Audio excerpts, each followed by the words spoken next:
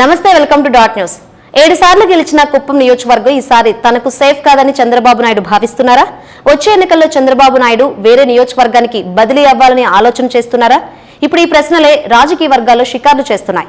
రాజకీయ వర్గాల్లోనే కాదు, టీడీపీ వర్గాల్లోనూ దీనిపైన చర్చ నడుస్తుంది. దీని అంతటికీ కారణం చంద్రబాబు నాయుడు సతీమణి నారా భువనేశ్వరే. తాజాగా ఆమె కుప్పం నియోజకవర్గంలో చేసిన వ్యాఖ్యలే రాజకీయ ప్రకంపనలు సృష్టిస్తున్నాయి. అంతా అనేసి చివరిలో ఆమె ఏదో సరదాకి ఇలా అన్నాను అన్నా కూడా ఆమె మనసులో ఇంకేదో ఉందని అంటున్నారు. చంద్రబాబు నాయుడు ఆదేశాలతోనే ఆమె అటువంటి వ్యాఖ్య చేసి ఉంటారని అంటున్నారు. నారా భువనేశ్వరి కుప్పంలో నిజం గెలవాలి కార్యక్రమంలో పాల్గొన్నారు. ఈ సందర్భంగా అక్కడకు తరలి వచ్చిన పార్టీ కార్యకర్తలు కుప్పం ప్రజలను ఉద్దేశించి నారా భువనేశ్వరి ప్రసంగించారు. నా భర్త చంద్రబాబు నాయుడిని ఇప్పటికీ 35 ఏళ్లుగా గెలిపిస్తూనే ఉన్నారు, మీరు అవునా కాదా అని భువనేశ్వరి అన్నారు.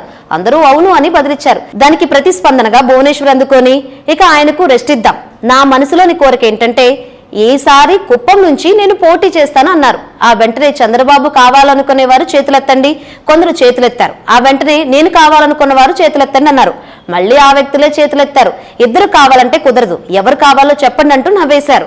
ఆ వెంటనే ఇది నేను ఏదో సరదాగా జోక్గా అన్నాను, సీరియస్ గా కాదన్నారు. అయితే చంద్రబాబు నాయుడు సతీమణి హోదాలో చాలా రిజర్వ్డ్ గా ఉంటూ తక్కువ మాట్లాడే భువనేశ్వరి ఈ వ్యాఖ్యలు చేశారంటే అది జోక్ గానే కాదంటున్నారు రాజకీయ పరిశీలకులు.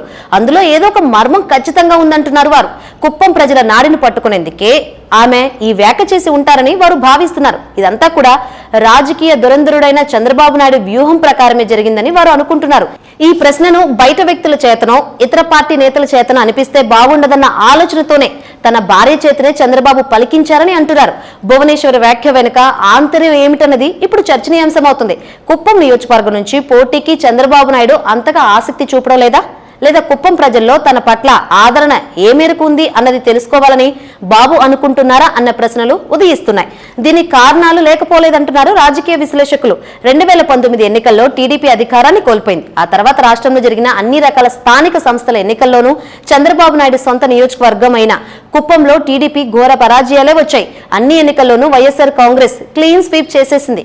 కుప్పం మున్సిపాలిటీని వైఎస్ఆర్ కాంగ్రెస్ కైవసం చేసుకుంది. పంచాయతీ ఎన్నికల్లో కుప్పం మండలంలోని 29 పంచాయతీలో 25 చోట్ల వైఎస్ఆర్ కాంగ్రెస్ బలపరిచిన అభ్యర్థులే విజయాలు సాధించారు.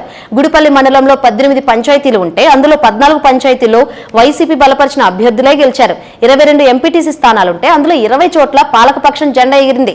కుప్పం నియోజకవర్గంలో ఉన్న 4 జడ్పీటీసీలు పాలకపక్షం ఖాతాలో పడ్డాయి. ఇలా వరుసగా ఏ ఎన్నిక జరిగినా టీడీపీకి పరాజయాలు పరాభవాలే ఎదురయ్యాయి. ఈ నేపథ్యంలో 2024 ఎన్నికల్లో కుప్పం అసెంబ్లీ స్థానాన్ని కూడా గెలుచుకుంటామని వైసీపీ నేతలు అప్పట్లోనే ఛాలెంజ్ చేశారు.